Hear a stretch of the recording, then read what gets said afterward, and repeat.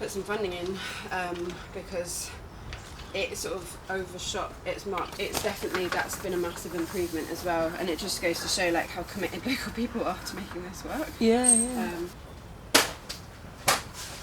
I managed to get some name badges. Oh, well done. Yeah, I was like, I'm actually really late. It's fine, but like, you know, everything looks better in the sun, doesn't it? And takes the edge off the tidying.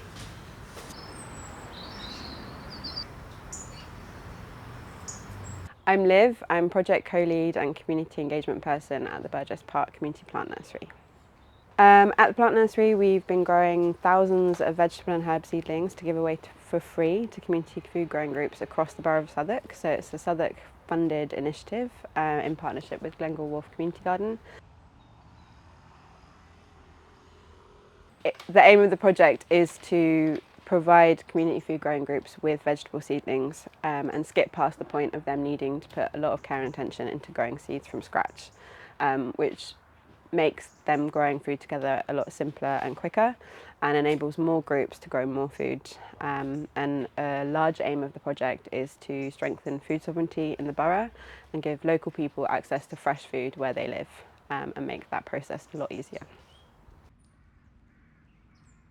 So we're a team of 4 people. There's 2 project co-leads, so myself and Ben, who's currently packing crates for the community giveaway later today. And we also have 2 very experienced food growers. So we have Fabrice and Charlene. And between us, we run volunteer sessions every Tuesday and Thursday. Ben and I support with administration, volunteer support and general management of the site.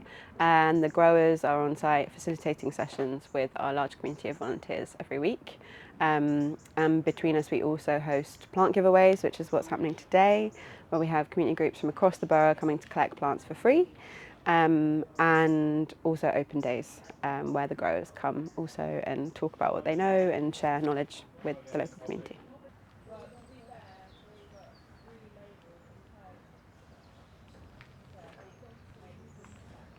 I think one of the most exciting things that's happened for me is having a community group come and collect plants that found out about it through another community group and not through any of the existing newsletters, not through any of the existing mail outs or sort of existing structures. There's like a new network building around this site of people who are working together to grow food, and they're sharing that information and sharing their knowledge. And the point of this project is to share information, knowledge and resources.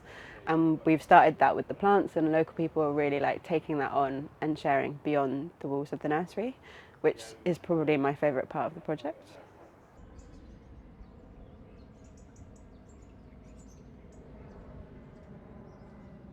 The remit of the nursery is really to support community food growing groups to grow food together more easily and remove barriers to access to growing fresh food where they live.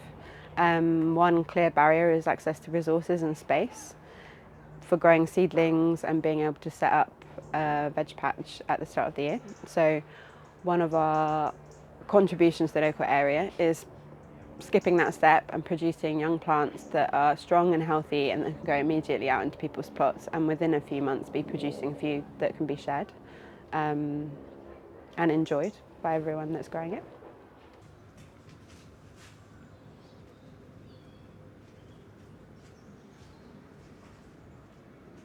One of the amazing parts of this area is there's so many different cultures that come together along the Old Kent Road and around East Street, and there's many different types of food accessible to buy, but not all of it is grown locally and not all of it is accessible in the supermarket. We're really excited about the idea of having cultural food growers here come to facilitate sessions with local people and share their knowledge that many people in the local area have like years and years, like decades of knowledge of growing cultural food.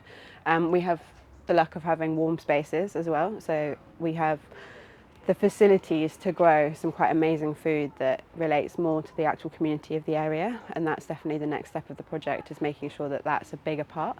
In the initial pilot it was very difficult to do all of the things at once, and there's like a high demand for filling the plots this year with simple things, and it kind of started too late. A lot of the cultural food needs to be grown earlier because it needs a longer, hotter period. But in the next phase of the project, that's a very clear aim if we're able to continue. Can you say it again? Can you say it again? What it is? A punicura cucumber. Cool.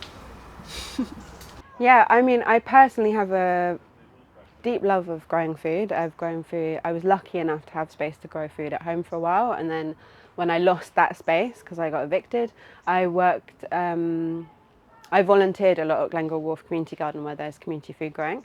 So I really love growing food, but it's also a really wonderful thing to do with other people, especially if you like food. I like cooking food, so growing food is sort of the next step once you've got really into cooking. And the part of the project that really interested me was strengthening food sovereignty, but also I have a personal interest in London's green spaces and how I kind of feel that they should act more as commons and be repurposed as like productive local commons to serve the communities that use them, because more and more they are now cared for by the communities that use them, and their benefit is often limited to sort of like the grassland that you can sit on.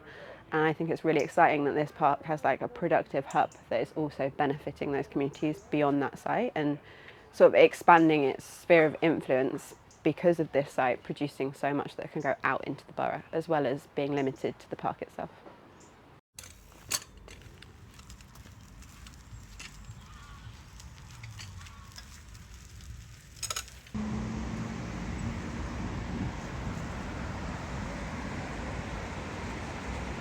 Hi, my name's Lee.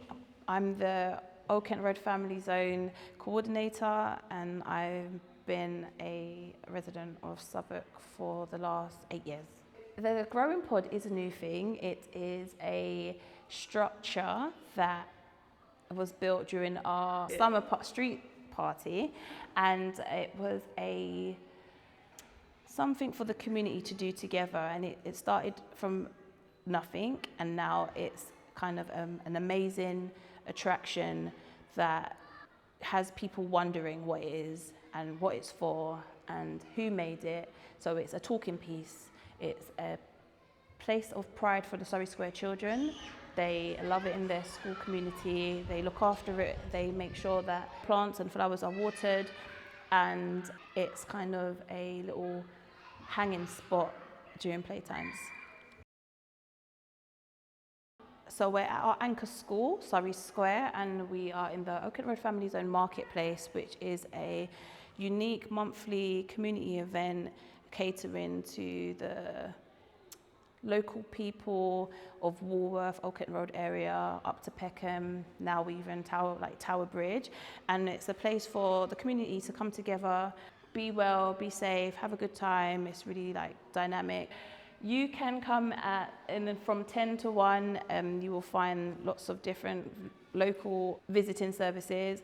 You could come and get a bike repair done by Community Cycle Works. You could meet Claire, who usually is discussing lots of local projects with Burgess Sports. Sometimes the NHS comes down, you can get your Vital 5 check, you can have your immunisation done. Then we have our kind of in-house activities, so that's arts and crafts. Today we've got crochet, we have bottle personalisation happening.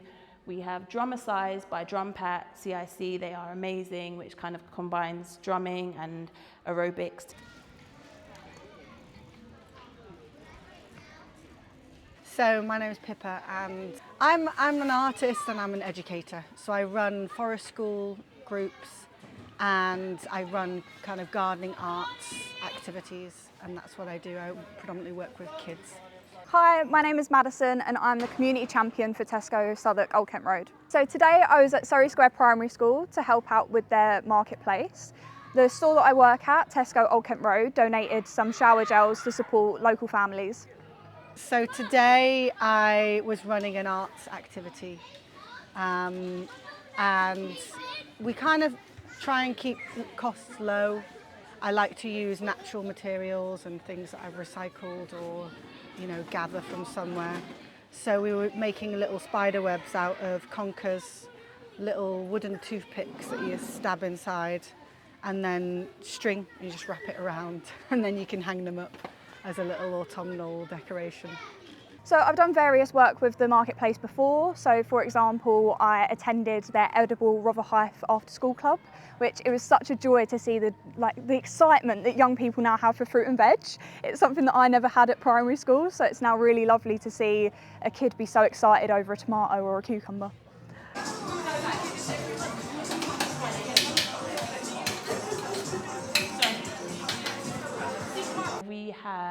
a hot lunch prepared by Chef Cam for everyone. It's totally free.